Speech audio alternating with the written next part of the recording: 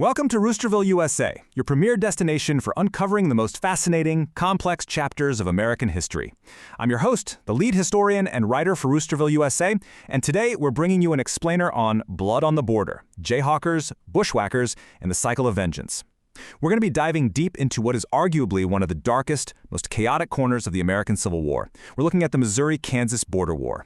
It's this incredibly cinematic, character-driven story of a bitter, hyper-localized conflict that was completely defined by a brutal cycle of revenge.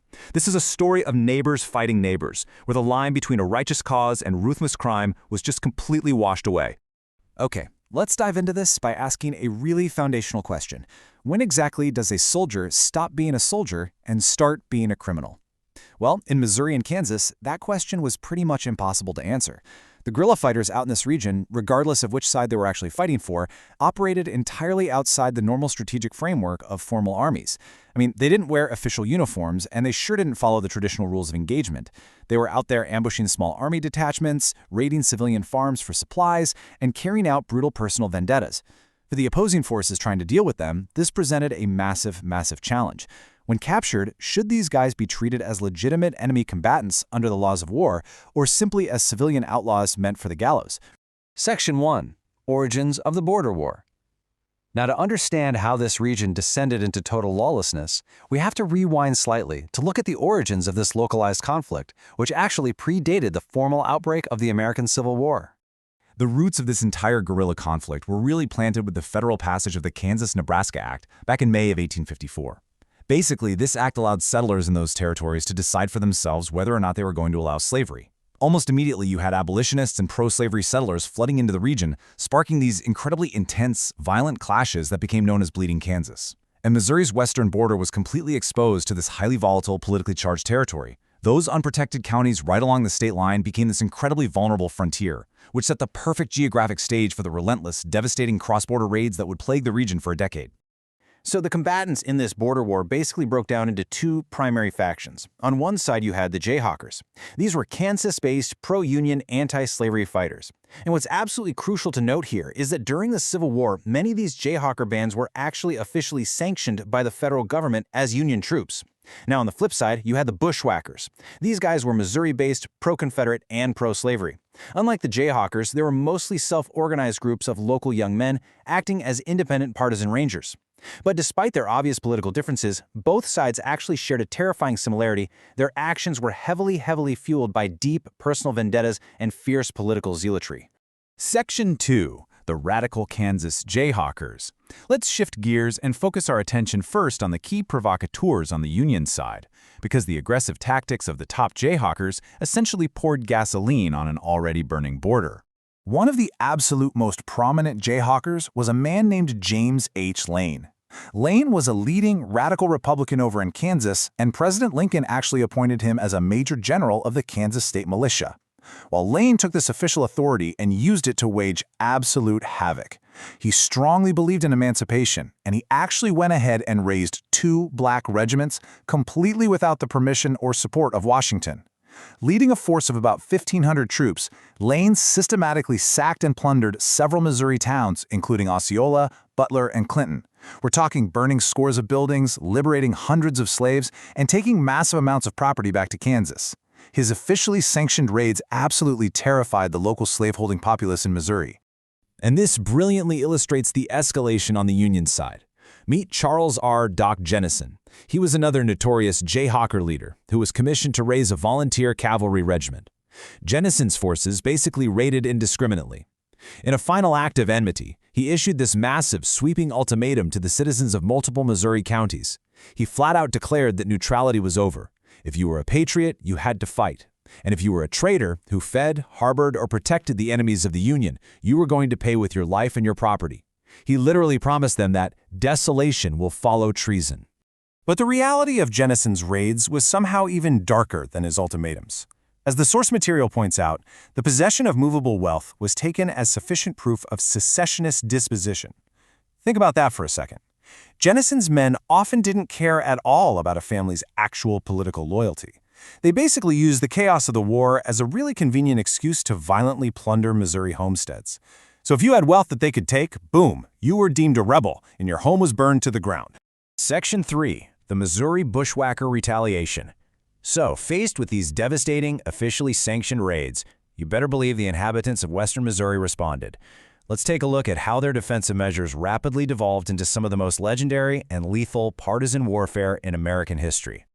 The defense of Missouri ended up finding its completely unlikely champion in a man named William Clark Quantrill. Originally, Quantrill was just this unprincipled drifter and former schoolteacher from Ohio who didn't really even have strong political convictions. But he somehow emerged as a natural leader in Jackson County. He started organizing the local young men, who were feeling completely unprotected, into this incredibly deadly partisan force. Quantrill mastered these highly mobile offensive guerrilla tactics. Sure, his men were untrained in traditional formal warfare, but they were expert shots. And to maximize their firepower, each guerrilla carried as many as 12.36 caliber and .44 caliber revolvers. They were practically walking arsenals, transformed into accomplished, heavily armed killers. Now, what's really interesting about this slide is how Quantrill was actually perceived by the locals. Despite his drifter background, he won the absolute, undeniable confidence of Southern sympathizers. Back in the summer of 1862, a sympathetic local woman named Elvira Scott actually wrote in her diary that Quantrill was exemplifying what one desperate, fearless man can do. To the frightened citizens along the border, he wasn't some outlaw. He was literally their only protector against the terrifying Jayhawker threat. Section 4. Massacres at Lawrence and Centralia. But, as you can probably guess, this cycle of retaliation was not going to remain defensive for long. Fair warning, the tit-for-tat violence between the Jayhawkers and the Bushwhackers was about to boil over, culminating in some of the most horrific atrocities of the entire Civil War.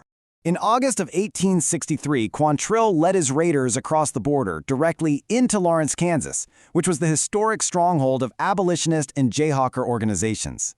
In this utterly devastating surprise attack, Quantrill's men systematically burned 185 buildings to the ground and killed 182 men and boys.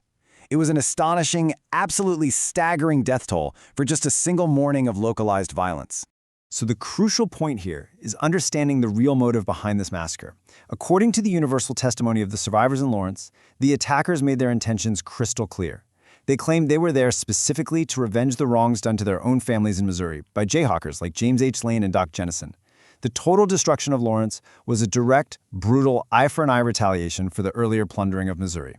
As the war dragged on, the violence lost any semblance of strategic military focus. And this is probably best personified by Bloody Bill Anderson. He was a top lieutenant who eventually splintered from Quantrill to form his own band. Anderson fought with an excessive, completely unrestrained level of brutality. In September 1864, during what became known as the Centralia Massacre, Anderson and his men actually pulled 24 unarmed Union soldiers off a train and summarily executed them right there. And the savagery didn't even stop at murder. His men routinely mutilated their victims, and these guerrillas were literally known to carry the scalps of ambushed troops on their saddles as trophies.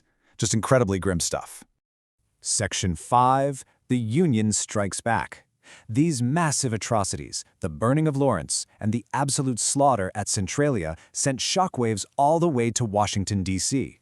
The Union Army realized they were forced to respond to this guerrilla threat with sweeping, unprecedented military measures. Let's look at how this builds a terrifying timeline of escalation. We start over here with the Jayhawkers' sacking of Missouri towns like Osceola in 1861. That directly provoked Quantrill's Lawrence Massacre in August of 1863. Then, just days later, the Union responded with General Order No. 11, and a year after that, the Bushwhackers retaliated with even more ferocity at the Centralia Massacre in September 1864. You see how every single violent act just triggered a more extreme, totally disproportionate reaction? Following the Lawrence Massacre, James H. Lane, who, by the way, was actually a principal target of the raid but barely managed to escape the flames, articulated the sheer fury of the North. In a speech just days later, he openly advocated for total extermination. He said, "I want to see every foot of ground in Jackson, Cass, and Bates counties burned over, everything laid to waste." Now, while Lane's dream of total extermination wasn't officially adopted, the actual military response was still incredibly drastic. General Thomas Ewing authorized General Order No. 11. This military decree forced the immediate eviction of thousands of civilians from 4 Missouri counties, right along the border, basically aiming to totally cut off the guerrilla support network. And who was tasked with enforcing it? Jayhawkers, including our friend Doc Jennison. They systematically burned these newly emptied counties straight to the ground, leaving behind this desolate wasteland of standing brick chimneys that the bitter locals started referring to as Jennison monuments. By late 1864, the sheer, overwhelming weight of the Union military presence finally began to crush the bushwhackers. Quantrill lost control of his splintering group, retreated east, and was ultimately paralyzed and killed during a shootout in Kentucky. And Bloody Bill Anderson? He met an equally violent end. In October 1864, Major Samuel P. Cox managed to lure Anderson into a trap at Albany, Missouri. Anderson was shot in the back of the head, decapitated, and his body was put on public display in Richmond, Missouri, unceremoniously ending the reign of the border's absolute most feared guerrillas. Section 6. From Guerrillas to Outlaws. The Civil War officially ended in 1865, right? But for the surviving bushwhackers, this extreme violence was a way of life that they couldn't just turn off. We now move into the post-war period, where this partisan guerrilla warfare morphed into something else entirely. Among the young men who had ridden with Quantrill and Anderson were brothers Frank and Jesse James, along with the younger brothers. Because their side lost the war, they found themselves exiled, their traditional social order totally destroyed. So, what did they do? They seamlessly transitioned their hit-and-run guerrilla tactics into civilian bank and train robberies. In fact, their very first public identification as outlaws happened in 1869 when Jesse James murdered a bank owner in Gallatin, Missouri. Why? Because Jesse mistakenly believed the banker was Samuel P. Cox, the very man who had killed his former commander, Bloody Bill Anderson. The Border Wars cycle of vengeance had officially birthed the infamous James Younger Gang, who would go on to terrorize the Midwest for 2 whole decades. But how exactly do we remember these men today? Well, much of their legendary status actually comes from the pen of writers like John N. Edwards. In his 1877 book, Noted Guerrillas, Edwards used a whole lot of purple prose to color the truth, highly romanticizing the extreme violence of the border war. He successfully consecrated the bushwhackers, men like Quantrill and the James brothers, as these noble heroes of the noblest of lost causes. He fundamentally blurred the lines between their wartime actions and their post-war criminality in the minds of their sympathizers for generations to come. Which brings us to our final, provocative thought for today. When the Civil War ended, did the bushwhackers really become romantic heroes of a lost cause fighting an unjust system? Or were they simply America's first true cold-blooded outlaws? It's a blurry, incredibly bloody line that continues to fascinate historians even today. That wraps up today's explainer on the Missouri-Kansas border war.